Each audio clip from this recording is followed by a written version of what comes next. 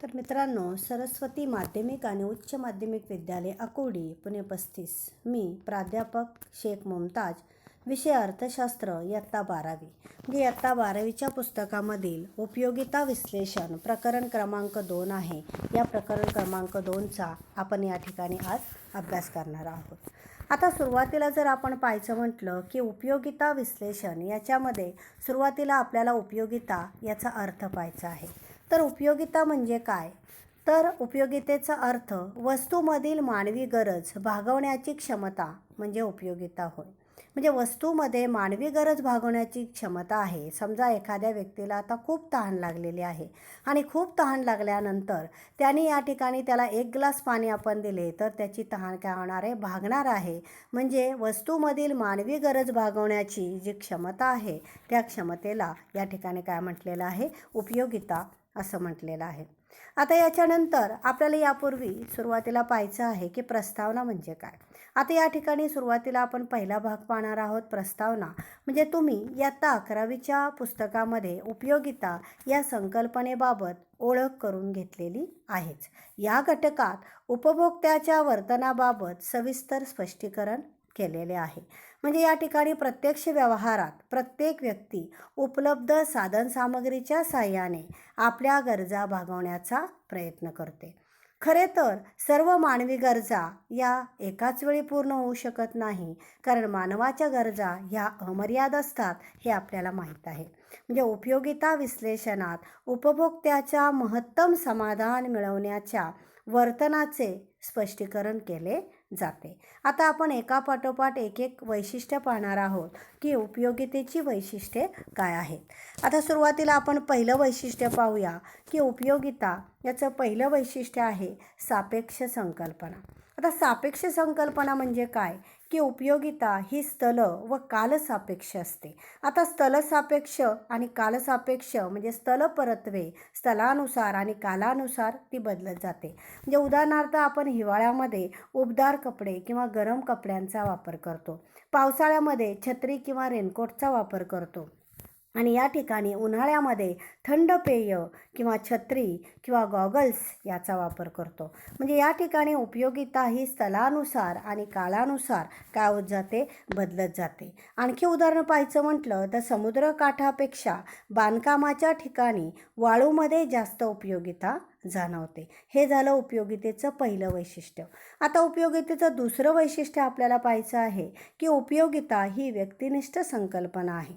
आता व्यक्तिनिष्ठ संकल्पना म्हणजे काय की या अगोदर आपल्याला माहीत आहे की उपयोगिता ही मानसशास्त्रीय संकल्पना आहे आणि ती व्यक्तीनुसार बदलते. जशी त्या व्यक्तीला त्या वस्तूची गरज आहे त्या पद्धतीने तो त्या वस्तूचा काय करत असतो? वापर करत असतो. आणि म्हणून उपयोगिता ही या ठिकाणी व्यक्तिनिष्ठ संकल्पना असते. म्हणजे आवडी निवडी, प्राधान्य, स्वभाव, पसंती, व्यवसाय इत्यादीमध्ये या ठिकाणी काय असतो? फरक असतो. आणि म्हणून उपयोगिता ही या ठिकाणी वस्तुनिष्ठ व्यक्तिनिष्ठ संकल्पना आहे असं आपल्याला समजतं. उदाहरणार्थ डॉक्टरला स्टॅथिस्कोपचा वापर डॉक्टर हा या ठिकाणी करत असतो, परंतु सर्वसामान्य व्यक्तीला त्या स्टॅथोस्कोपमध्ये कोणत्याही प्रकारची उपयोगिता जाणवत नाही, कारण या ठिकाणी उपयोगिता ही काय आहे? व्यक्तिनिष्ठ संकल्पना आहे. जशी व्यक्तीला त्याची गरज वाटेल तशा पद्धतीने तो त्या वस्तूचा काय करत असतो? वापर करत असतो.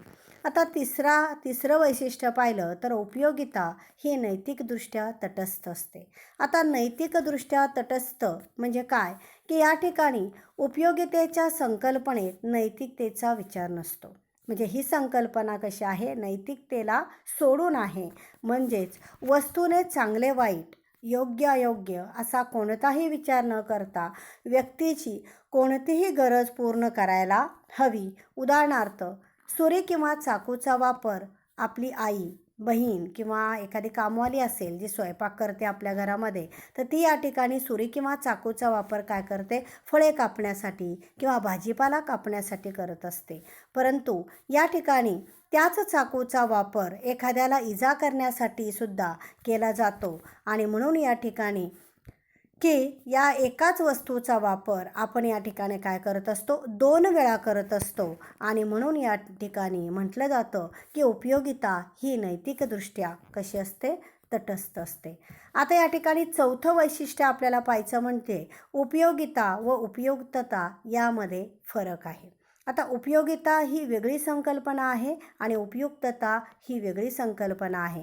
म्हणजे उपयोगिता म्हणजे काय, तर वस्तूच्या अंगी असणारी मानवी गरज भागवण्याची क्षमता म्हणजे उपयोगिता. आणि उपयुक्तता म्हणजे काय, की वस्तूचे उपभोग्य मूल्य, आपण ती वस्तू कशा पद्धतीने वापरलेली आहे, त्याचा उपयोग कशासाठी होतो आणि त्याचं मूल्य म्हणजे उपयोग मूल्य होय.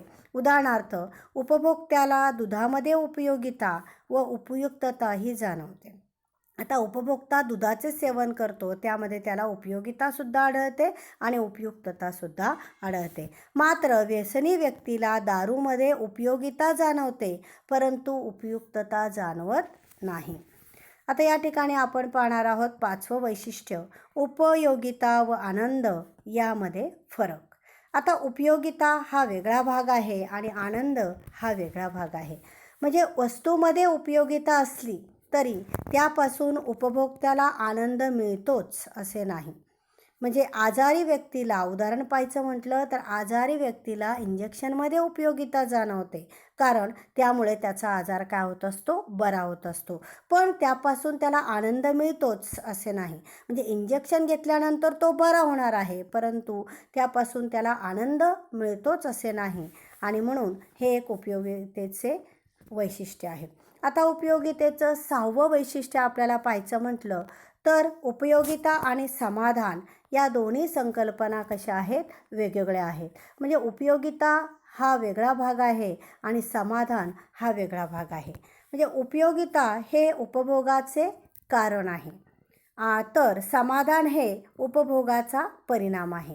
उपयोगिता व समाधान परस्पर संबंधित असूनही कशा आहेत, भिन्न संकल्पना आहेत. आता याचं उदाहरण पाहायचं म्हटलं तर उदाहरणार्थ, तहानलेली व्यक्ती 1 ग्लास पाणी पिते आणि कारण पाण्यामध्ये तहान भागवण्याची काय असते, क्षमता असते. म्हणजे पाण्यामधील उपयोगिता हे उपभोगाचे काय झाले, कारण झाले आणि मिळालेले समाधान हा त्याचा काय झाला, परिणाम झाला. म्हणजे तो त्या वस्तूचं सेवन करतो हे कारण होतं, उपभोगाचं कारण होतं आणि त्यापासून त्याला जे काही समाधान मिळतं तो त्याचा काय असतो, परिणाम असतो. हे 7वं या ठिकाणी वैशिष्ट्य आपण पाहणार आहोत की 7व्या वैशिष्ट्यामध्ये या ठिकाणी उपयोगितेचे केवळ तात्विक मापन शक्य. म्हणजे उपयोगितेचे आपण या ठिकाणी तात्विक मापन करत नाही. म्हणजे उपयोगिता या ठिकाणी मानसशास्त्रीय संकल्पना आहे, ती अदृश्य अमूर्त संकल्पना आहे. त्यामुळे उपयोगितेचे आपल्याला संख्यात्मक मापन करता येत नाही. त्यामुळे संख्यात्मक किंवा आकडेवारीत त्याचे मापन होत नाही. आपण याचं उदाहरण जर पाहायचं म्हटलं तर उदाहरणार्थ, जेव्हा एखादी तहानलेली व्यक्ती, त्याला खूप तहान लागलेली आहे, तर ती काय करते, पाणी पिते आणि तेव्हा मिळणाऱ्या समाधानाची कमी अधिक पातळीतून उपयोगिता जाणवते. म्हणून उपयोगिता फक्त अनुभवता येते आणि उपयोगिता ही धनात्मक असू शकते, शून्य असू शकते किंवा या ठिकाणी ऋणात्मकसुद्धा असू शकते. आता या ठिकाणी उपयोगितेचं 8वं वैशिष्ट्य आपल्याला पाहायचं आहे की या ठिकाणी उपयोगिता ही बहुपर्यायी संकल्पना आहे. तर बहुपर्यायी म्हणजे काय, की एका वस्तूमुळे एकापेक्षा जास्त व्यक्तींची गरज भागवली जाते. म्हणजे वस्तूसुद्धा जास्त त्याची गरज असते आणि व्यक्तीसुद्धा जास्त त्या वस्तूचा वापर करू शकतात. याचं उदाहरण पाहायचं म्हणजे विजेचा वापर. आता विविध व्यक्तीसाठी एकाच वेळी विविध हेतू साध्य करण्यासाठी होतो. म्हणजे विजेचा वापर या ठिकाणी एकाच वेळी अनेक व्यक्ती त्याचा वापर करू शकते आणि विजेचे वापर अनेक प्रकारे आपण त्याचा वापर करत असतो. आणि म्हणून या ठिकाणी म्हटलं जातं की उपयोगिता ही बहुपर्यायी संकल्पना आहे. आता या ठिकाणी उपयोगितेचं 9वं वैशिष्ट्य आहे, उपयोगिता ही गरजेच्या तीव्रतेवर अवलंबून असते. आता गरजेच्या तीव्रतेवर अवलंबून असते म्हणजे काय? तर वस्तूची उपयोगिता ही व्यक्तीच्या गरजेच्या तीव्रतेवर अवलंबून असते. म्हणजेच गरजेची तीव्रता जेवढी जास्त असेल तेवढी या ठिकाणी उपयोगितासुद्धा जास्त असते. आणि गरजेची तीव्रता जर कमी झाली तर उपयोगिता आपोआपच काय होत जाते? कमी होत जाते. याचं उदाहरण पाहायचं म्हटलं तर उदाहरणार्थ भुकेलेल्या व्यक्तीला अन्नामध्ये भूक नसलेल्या व्यक्तीपेक्षा जास्त उपयोगिता जाणवते. कारण त्याला खूप भूक लागलेली आहे, त्यामुळे त्याला अन्नामध्ये जास्त उपयोगिता जाणवणार, कारण त्याच्या गरजेचं प्रमाणसुद्धा तेवढंच कसं असणार आहे? जास्त असणार आहे. आता याच्यानंतर उपयोगितेचं 10वं वैशिष्ट्य आपण पाहणार आहोत. उपयोगिता मागणीचा आधार. म्हणजेच उपयोगिता हा मागणीचा आधार आहे, कारण वस्तूमध्ये उपयोगिता असेल तरच व्यक्ती त्या वस्तूची काय करणार आहे? मागणी करणार आहे. जर त्याला त्या वस्तूमध्ये उपयोगिता जाणवत नसेल तर तो त्या वस्तूची मागणी करणारच नाही. याचा अर्थ आपल्याला जर गरज असेल तरच आपण ती वस्तू काय करतो? त्या वस्तूची मागणी करतो. उदाहरण जर पाहायचं म्हटलं तर उदाहरणार्थ आजारी व्यक्तीला औषधामध्ये उपयोगिता जाणवते आणि म्हणूनच तो काय करतो? औषधाची मागणी करतो, कारण त्याला आपला आजार हा लवकरात लवकर बरा करायचा असतो. आणि म्हणून या ठिकाणी उपयोगिता हा मागणीचा आधार आहे असं म्हटलं जातं. म्हणजे अशा प्रकारे आपण या दुसऱ्या प्रकरणातील उपयोगिता आणि उपयोगितेची वैशिष्ट्य हा भाग पाहिलेला आहे. म्हणजे उपयोगिता म्हणजे काय? 2 मार्काच्या संकल्पनेमध्ये उपयोगिता ही संकल्पना विचारली जाते, किंवा 4 मार्काच्या प्रश्नामध्ये उपयोगितेची वैशिष्ट्ये स्पष्ट करा असा प्रश्नसुद्धा विचारला जातो. म्हणजे हा प्रश्न परीक्षेला अत्यंत महत्त्वाचा आहे. धन्यवाद.